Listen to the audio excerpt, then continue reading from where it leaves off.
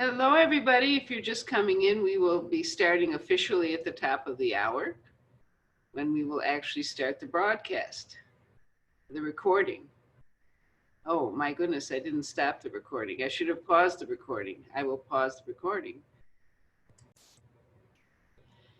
Hello and welcome to today's edition of the Coffee and Coaching Club, 30 minutes of actionable insights to build your business communication confidence. And today we're going to be talking about communicating as a leader, not as a boss. And so I would like to introduce you to our program manager, Margaret, who will explain how the Q&A function works, and then we will dive in. Margaret, welcome. Hello, welcome everyone. So at the bottom of your Zoom screen, if you're on a PC or Mac or tablet, you'll see if you hover down there, you'll see some things pop up, and one of them is the Q&A panel. If you would click that open, you are able to ask any questions you have right there. If you're on a phone, if you dialed in, if you have the Zoom app on your phone, you can ask questions that way. And if you don't have the Zoom app, I'm afraid you won't be able to ask questions, but you're welcome to email Marjorie. You have the email address in the reminder emails, and we'll get the questions answered offline. So very good. Back over to you, Marjorie. Go. Thank you. Thank you. You're welcome. So let's ask an important question. How does a boss communicate? You will do this. You will do that. And how do we react to being ordered to do something? I don't know about you, but I immediately go to my terrible twos and say, no way, I don't want to do that. And that's not a great way to get cooperation and move things ahead. So let's look at the characteristics of a bad boss, because a good boss is the exact opposite of all these. A bad boss is uninspiring. It tells you, well, we got to do this thing, and he's in long meetings, boring on and on and on. I don't think anybody actually puts their head down on the table, but that's the picture I could find for bored people. And a bad boss very often is disorganized, and you can't really figure out what needs to be done when and by whom. It's very confusing working with or for a bad boss. And a bad boss always has to be right. I'm number one. I get to say what's right and what's not right. And if I say it's right, even if it's wrong, it's right. And the other thing a bad boss does is dumps jobs on people with inadequate direction. I want you, Joe, I want this done by next Thursday. Oh, and by the way, inadequate time. And not clear what exactly Joe has to get done, and not adequate resources is another aspect of that whole issue. And bad bosses tend to be critical and unappreciative. You work and you do something and you get it done and nothing's said, but make a little mistake, boy, you get slammed. And the evaluation style for any job is that the bad boss takes all the credit and none of the blame. But what the bad boss is forgetting, that when you point a finger at somebody else, there are three more pointing right back at you. So this whole thing turns people off and makes it really hard for anything really to get done when you have a bad boss. And what that does in any organization, whether it's a for-profit or a corporation or a small business, or in a volunteer situation, it causes people to feel anxiety. It causes people to be afraid. They're afraid to speak up, that they won't be listened to, or they'll be criticized for bringing up an idea that the boss doesn't like. And it basically creates a bad atmosphere. In fact, Stephen R. Covey talked about situations in companies in which he said that most companies only pay enough money so that people won't quit, and most people only work hard enough so they won't get fired. And then he went on to say that's why anybody who is working with anybody in any kind of situation needs to treat the people who work with them as if they were volunteers, because everything they do above the bare minimum is voluntary.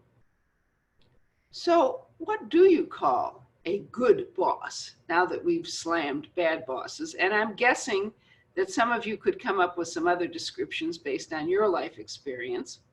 You call a good boss a leader. Aha, a leader. So let's take a look at the characteristics of a leader. First of all, a leader is inspiring.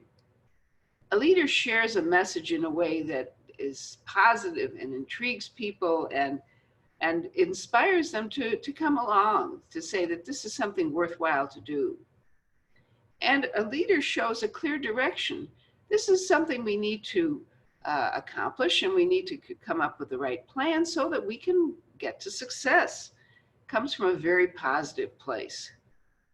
And a leader welcomes suggestions and ideas. Though a leader doesn't think that he or she has every answer. Brainstorming is very often part of a good leader's toolbox, so to speak, when thinking about how to accomplish something. And a good leader knows how to delegate effectively. When I was a magazine editor, I once wrote a column that delegate is not a dirty word. And for those of us who are do-it-yourselfers, I'd rather do it myself. Delegating is not easy, but there is a way to delegate effectively. And a leader does it. A leader talks about who is going to do what job and what's the best fit for what job and so forth. And then talks about what needs to be accomplished. That's very clear. Hands over any guidelines from somebody who might have done the job before, but then says, you know, these are just guidelines and you might find a better way to do it. And, you know, this is due in 2 weeks, need to be done. So let's touch base in a few days in case you've got any question. So a good leader doesn't just dump a job on somebody. What happens, by the way, when in the volunteer world at least, is that when you dump a job on somebody and it gets to be the date when it's due, the person says, well, you know, I didn't have time to do it. You'll have to do it. So, and I don't know if that happens so much in the business world, but a lot of what I'm sharing with you is what I learned in my volunteer career. Because if you don't treat a volunteer right, that person is gone, gone, gone. And a good leader freely shows appreciation to others. It was always my practice, and it still is, that time anybody does something for me or that I think is well done, I like to say thank you and acknowledge it. And I think it's really important to do that. There's so much negative stuff going around in this world. And showing people that you appreciate what they do, that really inspires them to keep doing for you and keep doing more. Because when you acknowledge somebody and you give them credit, how does that make them feel? How does it make you feel when somebody says, boy, I'm really impressed with that job you did. That's terrific. And here's the motto that I came up with, and it's certainly true in the volunteer world. The first time you forget to thank someone may be the last time you see that person. Now, if you want to apply that to a business situation where somebody's working for somebody, it may be the last time that person goes beyond the bare minimum to do what's necessary to get it done. So this is really important. I think, thank you, and I really appreciate it, and that's really something really great and so forth, are very underused phrases in our world, and they certainly grease good relationships. Communication is really important, and one of the aspects of communication is showing appreciation. And so the other thing that a leader does is shares credit where credit is due. When reporting on something or a conclusion about something, a good leader indicates that this person really contributed this and that person contributed that, and acknowledges publicly what people have done. Now, I came to this because I experienced in my own life the exact opposite. When I was probably 18 or 19, I worked as a counselor at a summer camp. And the guy who ran this summer camp would periodically have staff meetings. And at these meetings, he would complain about something that one person had done and proceeded to basically bawl all of us out for what this one person had done and saying that this is not acceptable and nobody is to do this and blah, blah, blah, blah, blah. And I'm thinking to myself, you know, he's making all of us feel badly. Who wants to work for somebody who's criticizing everybody? Doesn't he have the knowledge that he should just speak to this person personally and say, you know, I'm a little concerned. I noticed that this was happening and this is not really up to our standard. And the final piece of that story, if you can believe it, this guy was a psychologist. And this was what he was doing. He was criticizing everybody in public for something that one person, and the only thing he did not do was call this person out by name. I'll give him credit for that. He didn't shame this person publicly. But whoever this person was, I'm sure felt really shamed anyway. And to have that done in public, oh, that's really terrible.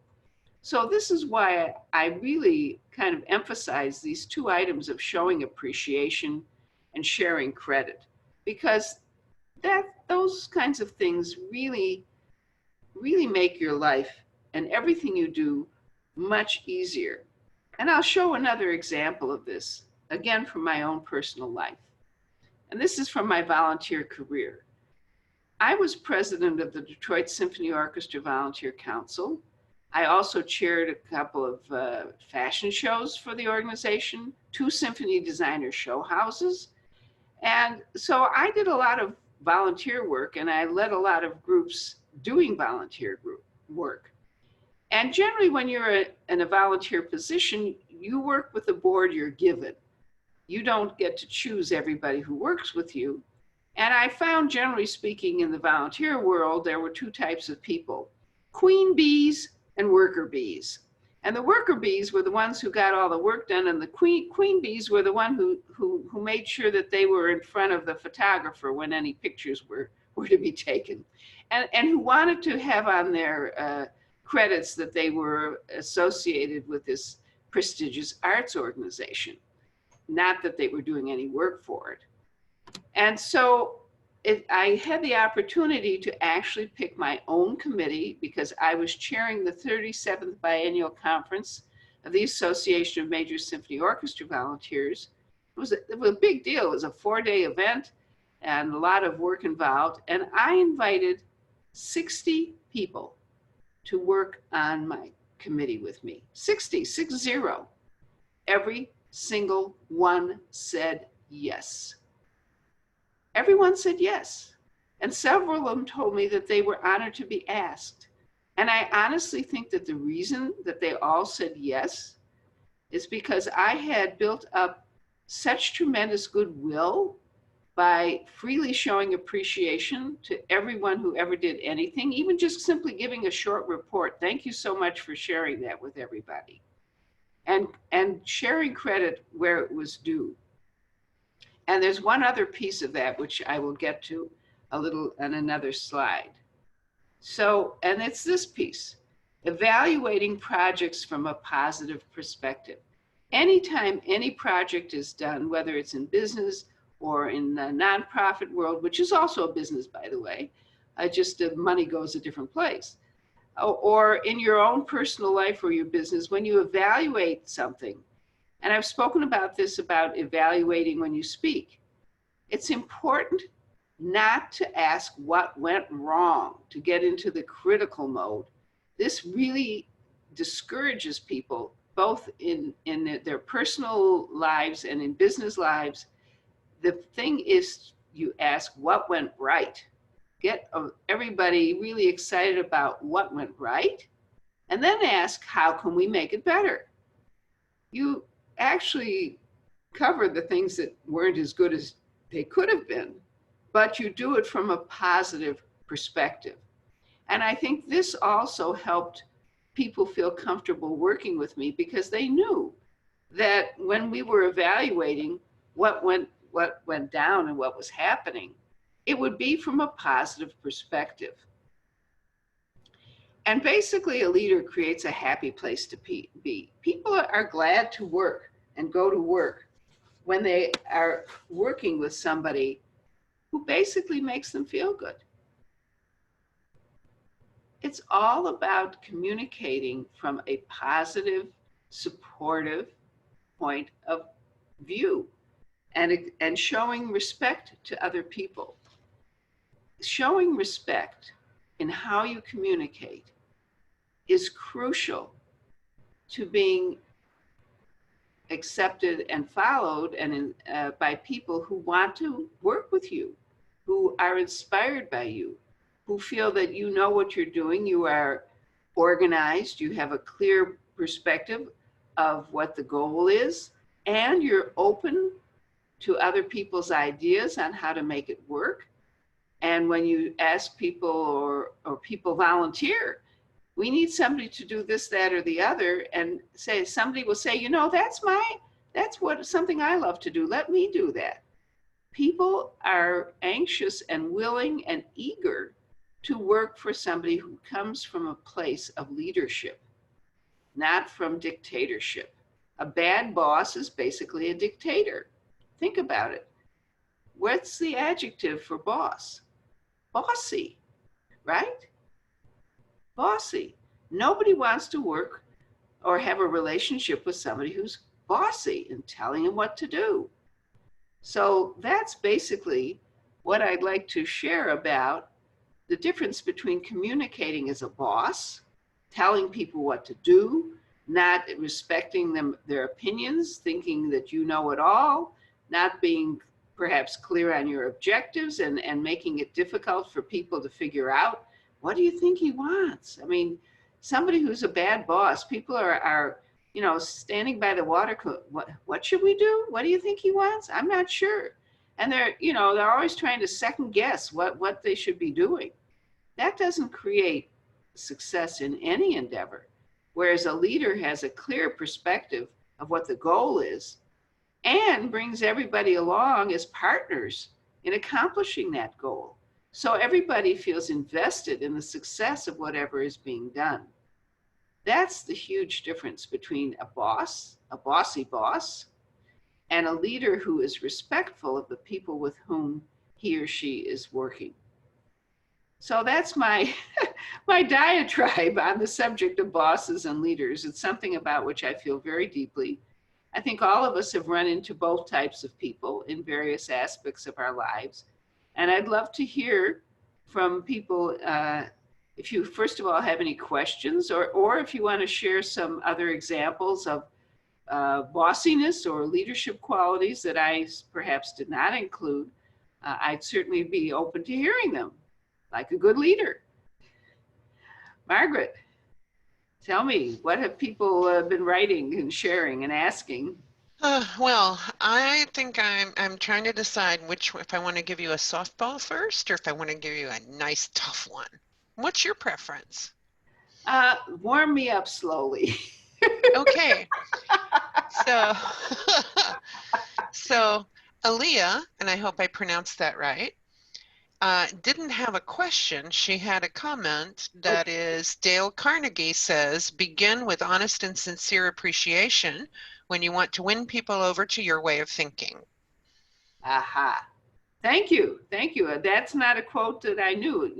Dale Carnegie's book, How to Win Friends and Influence People, I once read somewhere, is the second most sold book in the world after the Bible.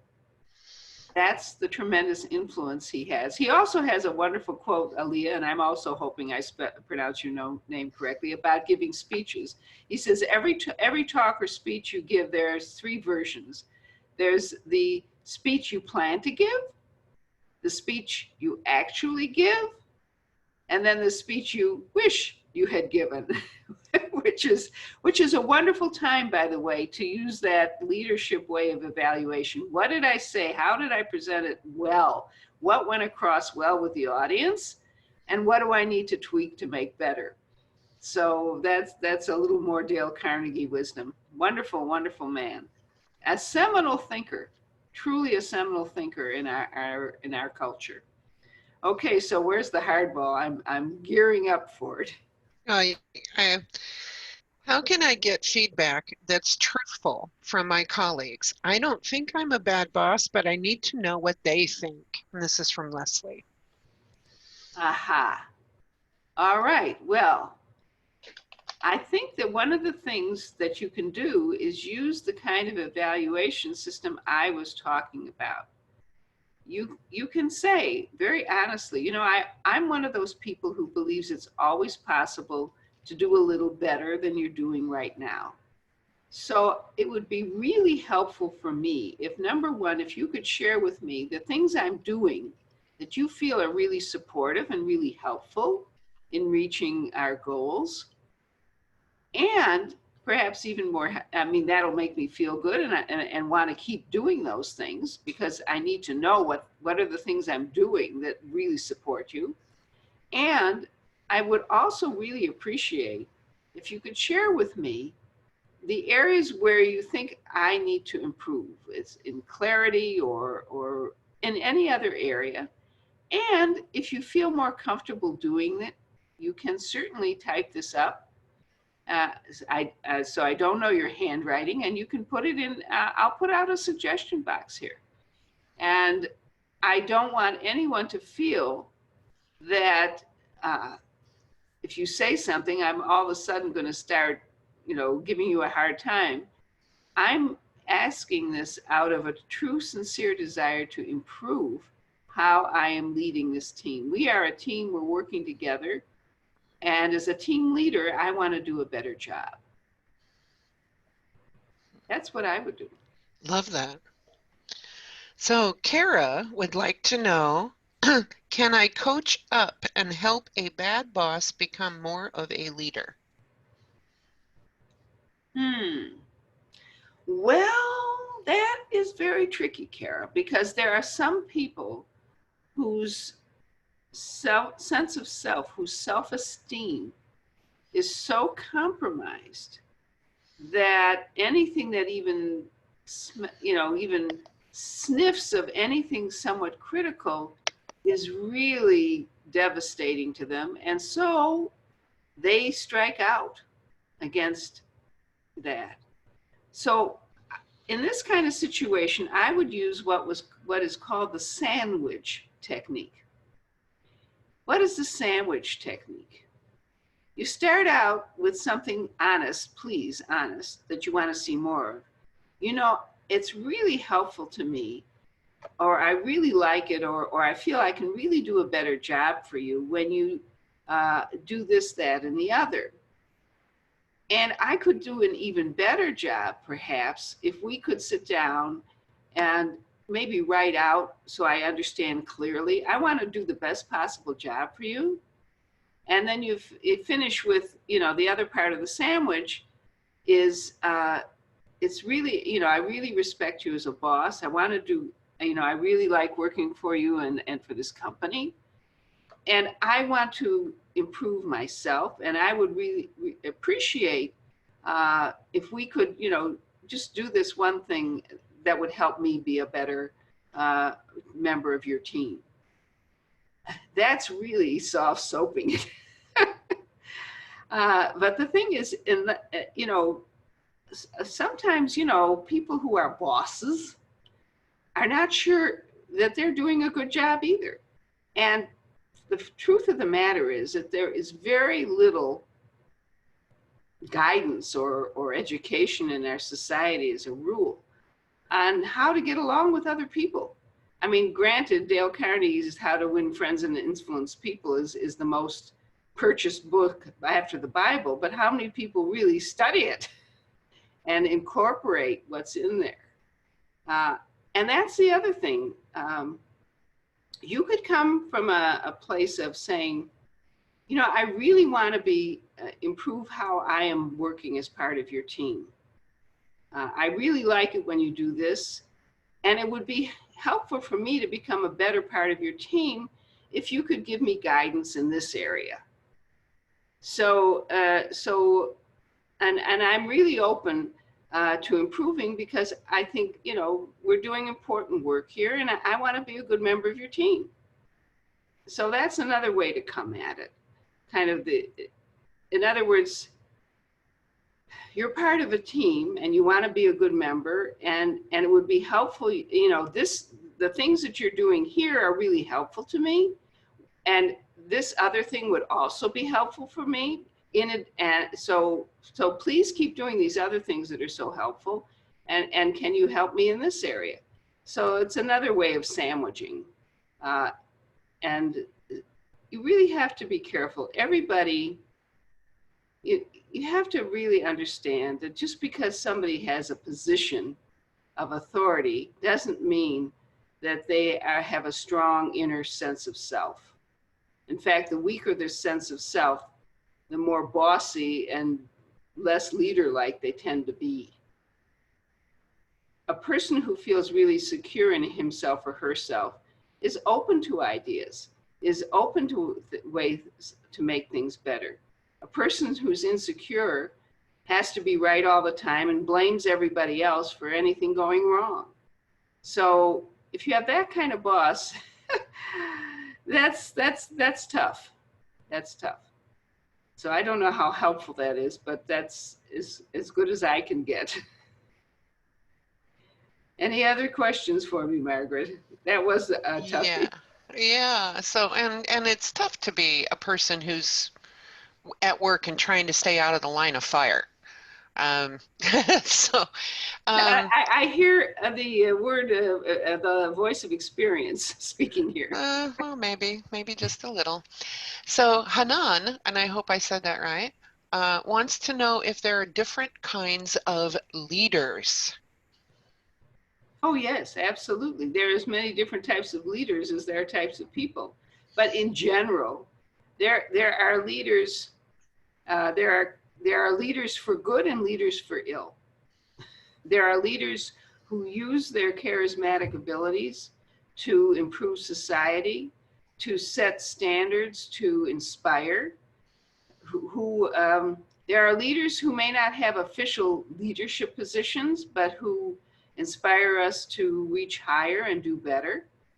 And those are the Mahatma Gandhis and the Reverend Martin Luther King Jr.'s of the world.